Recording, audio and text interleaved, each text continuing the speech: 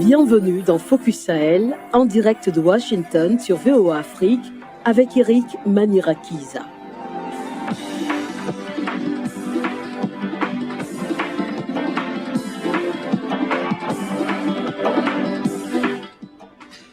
Bonsoir à tous et à toutes et bienvenue dans Focus Sahel qui vous offre une perspective unique sur la région. Chaque semaine, nous explorons les nombreuses facettes de la vie au Sahel. La guerre au Soudan détruit les hôpitaux et entraîne une crise humanitaire avec des milliers de morts et des millions de déplacés. Le Conseil national de sécurité de la Côte d'Ivoire et ses partenaires unissent leurs efforts pour gérer l'afflux de réfugiés burkinabés dans les zones nord du pays. Dans notre fait marquant de la semaine, un flashback sur le discours du Premier ministre burkinabé sur l'état de la nation. Aubin Guébré de notre télépartenaire BF1 TV sera avec nous pour en parler. Le festival de la mosquée de Djenné, un véritable joyau du patrimoine malien. Nous découvrons ensemble les moments forts de cette célébration annuelle qui rassemble la communauté locale dans un esprit de partage, de prière et de festivité. Vous pouvez également nous suivre sur Facebook et sur notre page YouTube en direct. Je suis ravi que vous vous joigniez à nous dans ce voyage de découverte et de dialogue. Encore une fois, bienvenue.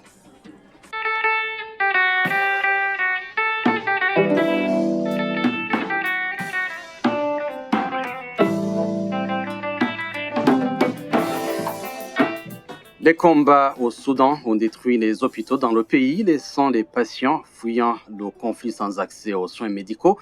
Plus de 1800 personnes ont perdu la vie selon l'ONG ACLED, tandis que l'ONU estime que près d'1,5 million de personnes ont été déplacées ou sont devenues des réfugiés.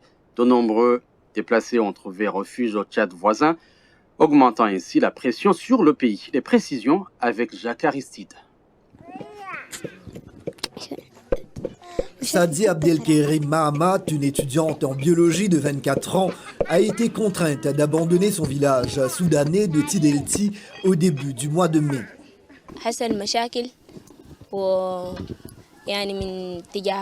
Il y avait un conflit entre la communauté arabe et la nôtre.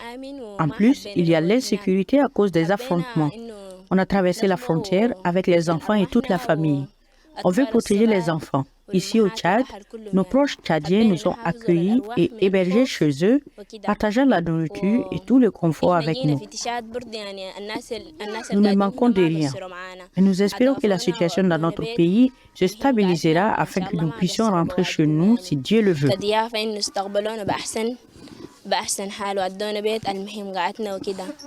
C'est le Tchadien Yacoub Mahamat Abdelkerim, un parent éloigné de 44 ans, qui les a accueillis, de même que 10 autres familles, dans son village de Koufron, où l'un des nombreux camps de réfugiés de fortune a vu le jour.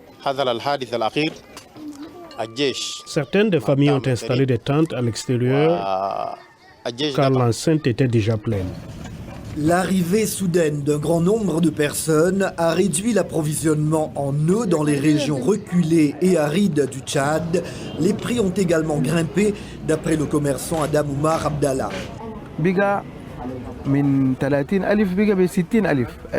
Un kilo de farine coûtait entre 600 et 700 francs CFA. Maintenant, il coûte entre 1000 et 1100 francs. Un sac de farine de blé de 25 kilos coûtait autrefois 13 000 francs CFA. Maintenant, il coûte entre 21 000 et 22 000. Les prix ont augmenté tellement. Peu importe, il faut accueillir les réfugiés à bras ouverts, confie la Tchadienne Fana Hamid.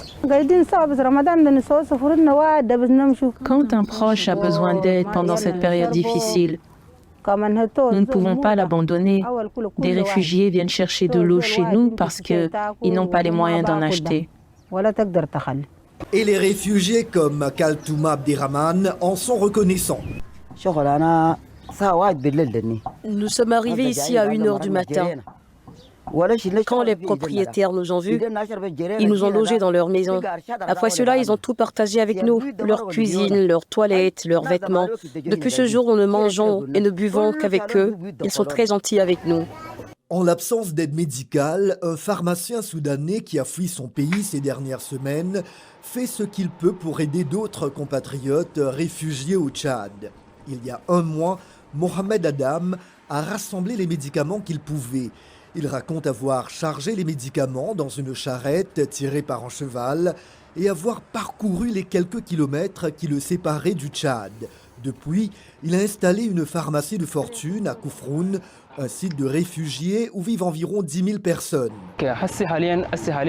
Nous avons surtout besoin d'aide pour les enfants, car ils tombent malades à cause des infections, des diarrhées, de la toux et surtout à cause de la rougeole.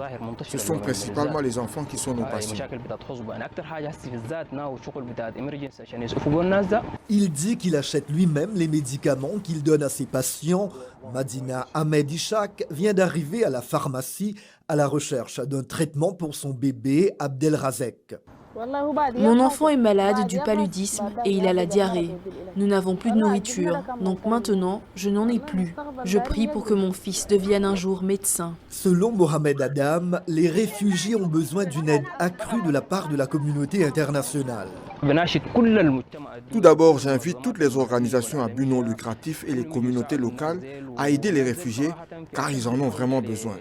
Ils n'ont aucun endroit où se protéger de la pluie, ce qui favorise la propagation des maladies. Nous sommes préoccupés par la propagation du choléra qui pourrait se transformer en épidémie. Ce serait une catastrophe. Avant le début de la guerre au Soudan, le Tchad, confronté à une pénurie alimentaire aiguë, accueillait déjà plus d'un demi-million de réfugiés des États voisins en proie au conflit. D'après les Nations Unies, on estime que près d'1 million de personnes fuiront le Soudan d'ici octobre. La plupart d'entre elles cherchant refuge dans des pays voisins tels que le Tchad, la République centrafricaine, l'Égypte, l'Éthiopie et le Soudan du Sud. Malheureusement, la plupart de ces pays sont confrontés à leurs propres problèmes, notamment liés aux personnes déplacées par les conflits, à l'insécurité alimentaire et à l'instabilité.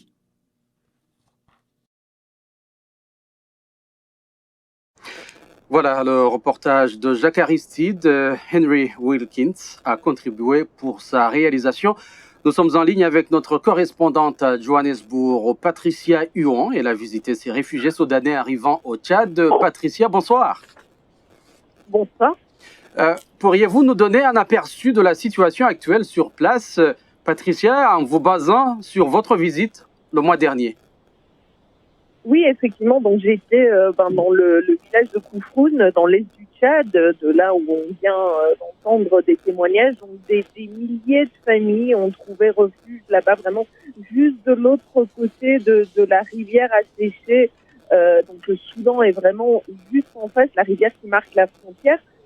Donc ces familles sont éparpillées sur des centaines de mètres autour du village, sous les acacias, généralement à la recherche d'un peu d'ombre pour se protéger du soleil accablant.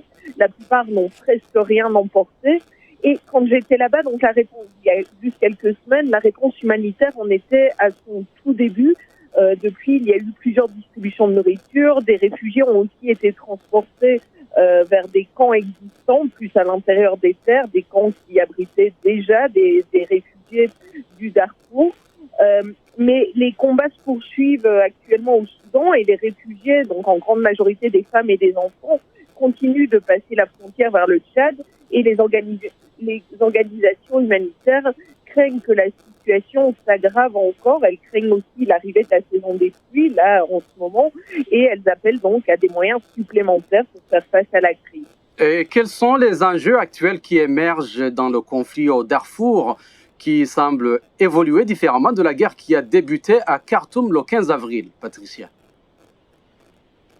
Effectivement, c'est à partir du 24 avril, donc 10 jours après le début des affrontements à Khartoum, que des combats ont éclaté à Al-Jenina, la capitale du Darfour occidental. Des affrontements entre les deux forces armées rivales d'abord, donc celle du général Al-Burhan qui contrôle les forces armées soudanaises, et celle des forces paramilitaires du général Hemeti. Donc ces paramilitaires des forces de soutien rapide, les FSR, sont principalement, pas tous, mais principalement issus de la tribu arabe des Rizégat, une tribu qui est d'ailleurs également présente au Tchad. Et donc il y a des miliciens arabes qui rapidement ont rejoint la mêlée en s'associant donc aux forces de soutien rapide. En face des membres de la communauté massalite, qui est une tribu non arabe majoritaire dans l'ouest du Darfour, ont vidé le dépôt d'armes de la police et ont affronté ces miliciens arabes. Donc ça veut dire que désormais à Al-Janina, il y a des quartiers qui sont contrôlés par des milices arabes, d'autres par des milices massalites. Il y a des snipers partout, des pillages. C'est une situation absolument horrible. Patricia, en quelques secondes, existe-t-il un risque que ce conflit s'étende au Tchad, dépassant ainsi les frontières du Darfour? Alors le Tchad craint évidemment cela, même si les autorités se veulent rassurantes. Donc la présence militaire à la frontière avec le Soudan a été renforcée. Mais il faut quand même rappeler que tout le monde au Tchad sait que les rébellions qui ont déstabilisé ou renversé le pouvoir sont souvent venues de l'Est du pays. Merci Patricia Huon pour toutes ces précisions. Et pour approfondir davantage le sujet, nous avons en ligne avec nous Nadia Levesque, directrice pour l'Afrique de l'Est et centrale chez Chorus International. C'est l'invité de cette édition de Focus Sahel. Nadia, vous êtes basée à Djouba, actuellement vous êtes à New York. Bonsoir. Bonsoir et merci de m'accueillir sur votre antenne. Nadia, comment la situation des réfugiés soudanais est-elle comparable ou distincte de celle que nous avons observée dans notre reportage au Tchad? Il y a cette situation notamment au Soudan du Sud. Elle a beaucoup de similarités, malheureusement, j'ai envie de dire, puisque les déplacés du Sud-Soudan sont par milliers, 60 000 personnes enregistrées aujourd'hui. Donc 93% d'entre eux sont des Soudanais du Sud. Donc ce sont des personnes qui ont déjà fait le voyage dans un sens pour maintenant rentrer chez eux. Ils n'ont peut-être pas la chance de nos amis qui se déplacent vers le Tchad et qui retrouvent des gens qui puissent les accueillir, puisque quelques-uns d'entre eux sont privilégiés et donc ont cela, mais les autres non. Et ils se retrouvent dans des situations bien difficiles où la crise alimentaire qui touche le Sud-Soudan, qui s'aggrave tous les ans en fonction des problèmes climatiques, des conflits qui continuent à exister au Sud-Soudan également par beaucoup de milices, et les déplacements et les crises économiques. Tout ceci fait que nous avons des situations très difficiles. La santé est un des problèmes. Nous avons observé les mêmes choses, les problèmes de défécation à l'air libre, car il n'y a pas du tout de sanitation, de latrines, d'eau, d'hygiène. Donc nous avons peur d'épidémies de choléra, le paludisme et les diarrhées aiguës pour les enfants, les infections respiratoires. Tout ceci ont été des choses qui ont été observées également. L'inflation est terrible. J'étais à Djouba, donc il y a quelques mois, c'était 500 livres pour $1. Aujourd'hui, c'est 1000 livres pour $1, donc carrément doublé. Quelles actions entreprend Chorus International pour leur apporter de l'aide? Alors, pour l'instant, nous sommes en attente de financement et nous négocions sévèrement pour essayer de pouvoir intervenir. Nous attendons donc, nous monitorons la situation régulièrement en participant à tous les clusters. Nous sommes essentiellement dans la santé publique, donc nous sommes présents, nous écoutons l'OMS et écoutons les besoins de façon à pouvoir agir. Nous avons un projet qui se passe en ce moment dans l'état du Djonglé, qui est juste en dessous donc de l'état principal de Haut-Nil, où les gens arrivent, et donc on sait que dès qu'ils vont passer la frontière, on pourra répondre aux appels. Nos projets sont déjà sur l'hygiène, l'assainissement, la nutrition. En quelques secondes, Nadia, il nous reste quelques secondes. Existe-t-il une collaboration, une coordination efficace pour répondre aux besoins réels des réfugiés face à cette situation humanitaire sans précédent? Oui, nous avons la chance effectivement avec ces clusters, donc ces groupes de santé publique, d'avoir l'OMS qui gère un petit peu tous les intervenants, de façon à ce qu'il n'y ait pas de duplication et de façon à ce que l'équipe d'hygiène et les soins de santé de première urgence arrivent aux personnes. Malheureusement, les afflux sont bien plus nombreux que les moyens en ce moment. Merci Nadia Lévesque. Je rappelle que vous êtes directrice pour l'Afrique de l'Est et centrale chez Chorus International. Le Sahel, une région à la croisée des chemins. Focus Sahel, votre nouvelle émission sur VOA Afrique. Crise sécuritaire, montée de l'extrémisme et déplacement de populations à influence étrangère, VOA Afrique braque ses projecteurs sur la bande sahélo-saharienne pour vous aider à comprendre les enjeux qui sévissent dans cette région et les événements qui rythment la vie de ces pays. Retrouvez nos équipes à Washington et nos correspondants sur le terrain pour des reportages, des analyses et des interviews. Pour tout comprendre sur le Sahel, rendez-vous tous les mardis à 18h temps universel sur VOA Afrique, voaafrique.com et toutes nos plateformes digitales. Voilà, vous nous suivez également en direct sur Facebook et sur notre page YouTube.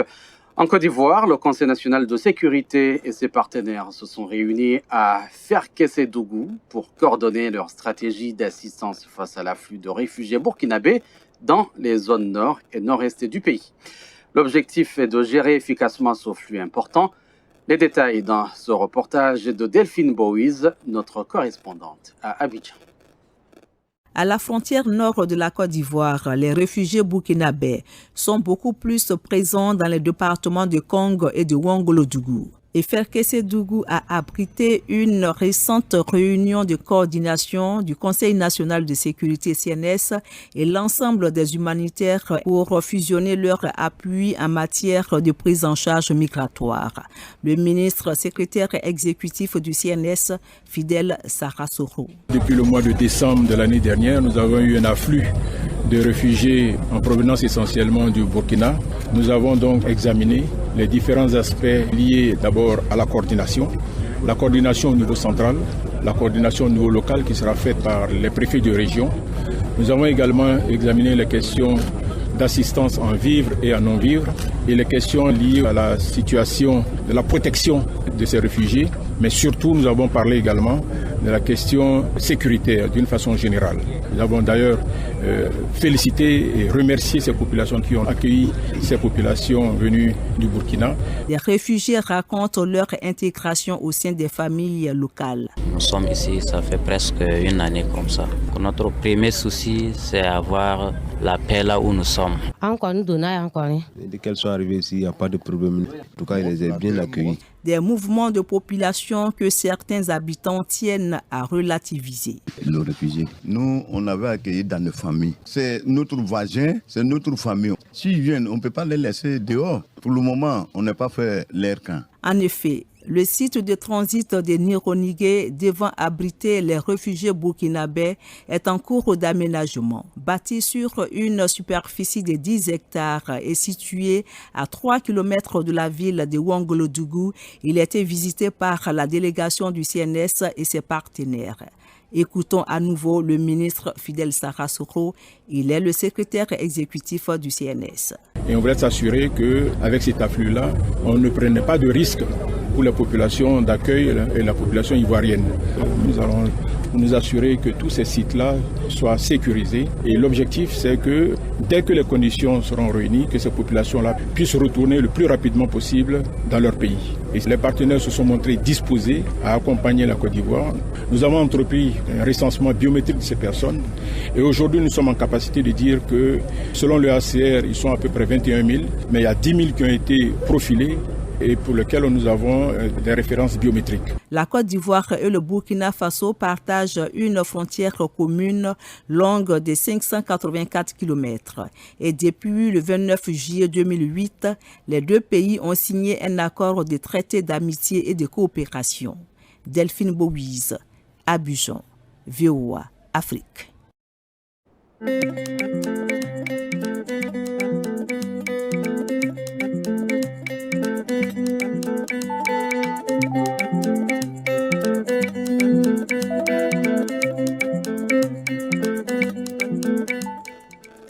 Focus Sahel explore aussi les faits marquants de la semaine. Le Premier ministre du Burkina Faso, Maître Joachim Kielem Dotambela, s'est adressé aux députés de l'Assemblée législative de transition, exposant la situation sécuritaire délétère découlant des attaques perpétrées par des groupes armés.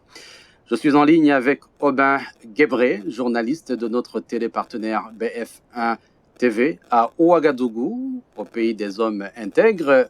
Aubin, bonsoir. Bonsoir. Aubin, quels sujets ont suscité l'intérêt du public suite au discours du Premier ministre?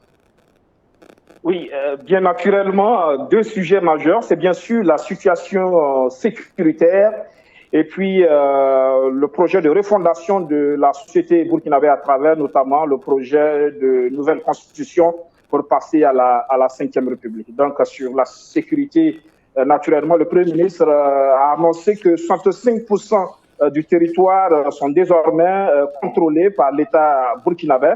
Donc, des progrès dans la lutte contre le terrorisme, de quoi donc susciter l'espoir au sein d'une population meurtrie. Pour ce qui est donc du projet de constitution, il a parlé de mimétisme constitutionnel à bannir parce que cela serait à la base du déficit démocratique que vivent les États d'Afrique francophone.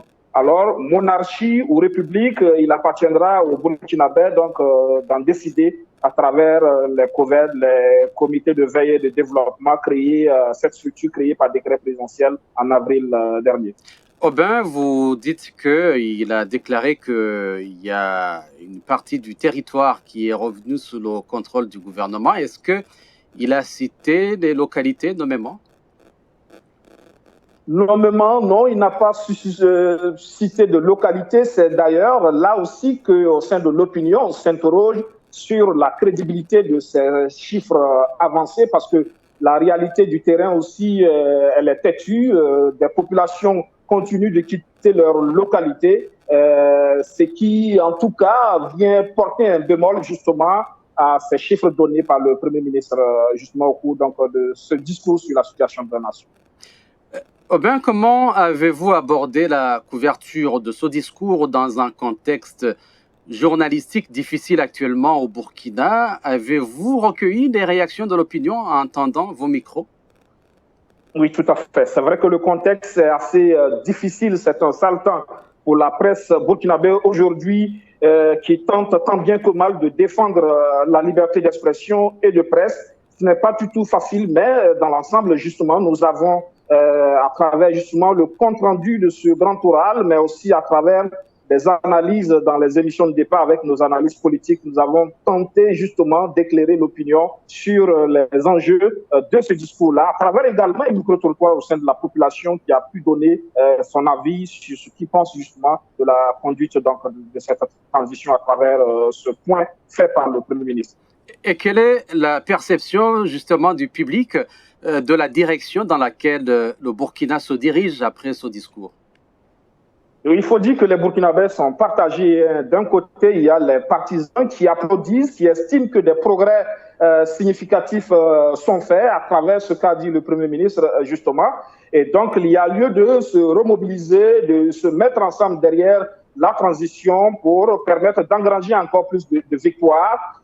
Pour les partisans donc, de la transition du capitaine Ibrahim Traoré, il y a des motifs d'espoir. Il faut donc encourager la transition à poursuivre dans cette dynamique. Mais naturellement, il y a une autre partie des Burkinabés qui estime que, au eu égard à la réalité du terrain, comme je l'ai dit, où les attaques continuent de se multiplier, où on continue d'enregistrer beaucoup de morts dans les rangs de nos FDS et de nos VDP, et puis les déplacements des populations qui continuent donc avec son lot de problèmes humanitaires. Il est clair que pour une partie des Burkinabés, la réalité est tout autre justement face à ce discours assez reluisant dressé par le Premier ministre. Et donc les populations sont partagées sur cette sortie du chef du gouvernement. Beaucoup attendent encore de voir concrètement des avancées sur le terrain, ce qui n'est pas encore le cas. C'est vrai aussi que il y a ce projet de constitution qui divise les Burkinabés. Certains pensent que à travers ce projet, la transition ne veut plus respecter le délai, l'échéance de juillet 2024. Il est clair que c'est un agenda avec ce qui a été donné à voir comme projet de refondation de la société burkinabé. Il est clair que le délai qui est imparti à la transition ne suffira pas. Et donc, on commence à s'interroger sur les intentions réelles de cette transition qui, visiblement, est claire. Et d'ailleurs, le Premier ministre l'a signifié. Merci, tant qu'il n'y aura pas assez de sécurité, il n'y aura pas justement d'élection. Merci, Aubin Guembré. Je rappelle que vous êtes journaliste de notre télépartenaire BF1 TV à Ouagadougou. De la Mauritanie au Tchad, du Mali au Burkina Faso, du Niger au Nigeria. Focus Sahel aborde les questions urgentes qui affectent la région. La sécurité, la liberté d'expression, l'éducation, les questions sociales, l'esprit d'entreprise. Focus Sahel vous invite au cœur de la conversation dans cette importante région d'Afrique. Focus Sahel, en direct de Washington sur VOA Afrique.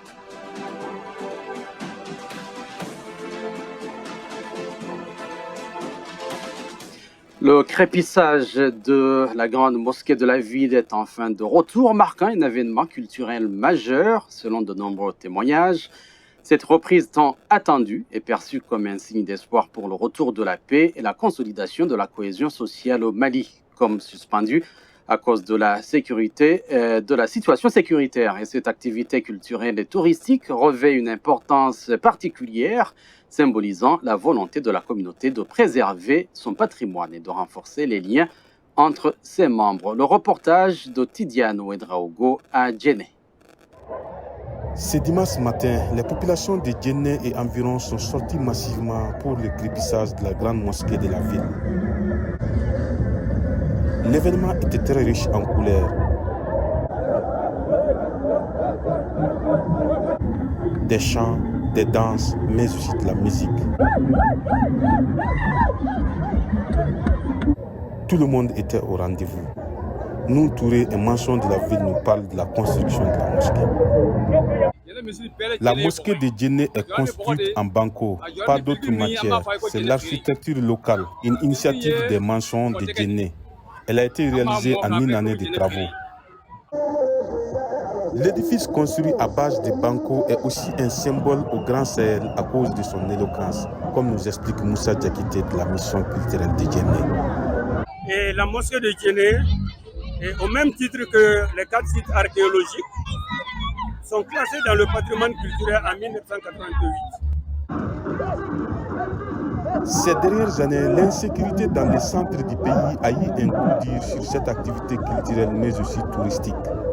Comme Aminata Niaté, beaucoup se réjouissent de sa reprise. Comme vous pouvez le constater, c'est une tradition dans la ville de Djenné. Nous ne les faisions plus à cause de l'insécurité. Mais cette année, nous avons constaté une amélioration, d'où l'organisation d'une grande fête dans ce sens. Pour beaucoup de jeunes, la reprise du crépissage de la mosquée peut être une opportunité dans la consolidation de la paix. Moussaba est un jeune de Djenné. Les gens sont dans la joie et le partage. C'est une occasion aussi pour même ceux qui sont dans d'autres localités du Mali de venir au rendez-vous. Et c'est un brassage culturel.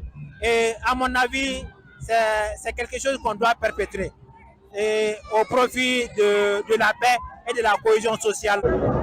Des touristes venus pour la première fois sont visiblement satisfaits, mais aussi impressionnés par l'architecture de la mosquée et de la ville en général. Draman Diallo y est pour sa première fois. À Djenné, j'ai vu beaucoup d'actions culturelles. On a pas loin d'ici la tombe de Tapama Djenebo. On a notre mosquée, la grande mosquée qui est tout juste derrière nous. Donc on voit vraiment même l'architecture de la ville de Djenné interpelle.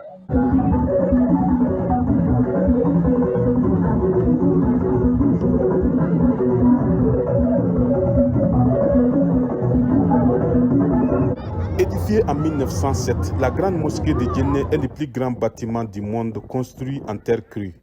Elle est aussi considérée comme étant la représentation suprême du style architectural au Sahel. Tidiane Ouedraogo, Djenné, VOA Afrique. C'est la fin de cette édition de Focus Sahel. Je tiens à exprimer ma plus sincère gratitude à notre merveilleux public qui nous a accompagnés dans ce voyage au Sahel. Merci également à nos invités qui ont partagé avec nous leurs expertises et leurs points de vue. Merci également à nos correspondants sur le terrain, Lionel Runaniragahima sur la mise en onde, Arzuma Kompaoré, le streaming live, Eric Manirakiza à la présentation. Au revoir.